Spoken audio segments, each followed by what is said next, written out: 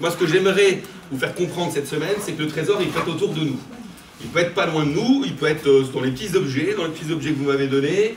Un voyage à travers le territoire. C'est la promesse de Paul Ballereau, un artiste originaire de Bar-le-Duc.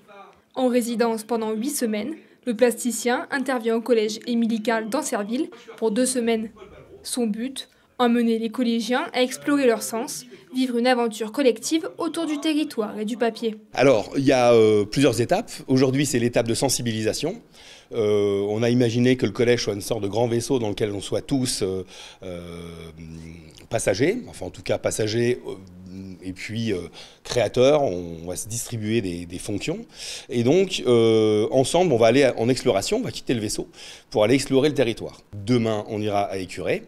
Et là, cette journée-là, c'est une journée d'exploration sensible autour d'une carte sensible, c'est-à-dire qu'ils vont devoir dessiner ce qu'ils voient, ce qu'ils ressentent. Les 36 élèves des différentes classes de 4e auront pour objectif de construire un cabinet de curiosité avec les emprunts qu'ils auront faits. L'œuvre finale sera exposée au CDI du collège. Comment on dispose des choses, comment on les organise, quels sont les thèmes d'entrée qu'on prend. Est-ce que c'est la forme, la couleur, est-ce que c'est les thèmes des objets, etc. Et donc ils vont ensemble constituer ces éléments et les donner à voir aux gens. Et ça laissera une trace de leur expérience vécue et du territoire. On a un objet, on le décrit avec la vue. Ce projet, financé par l'agglomération des Portes de Meuse, a permis au collège de recevoir pour la première fois un artiste en résidence.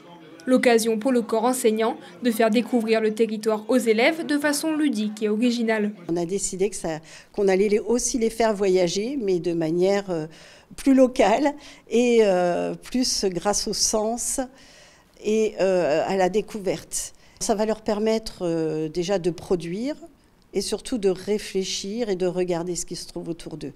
Après, les liens avec les programmes scolaires, on peut toujours en trouver. Mais ça va se construire par la suite.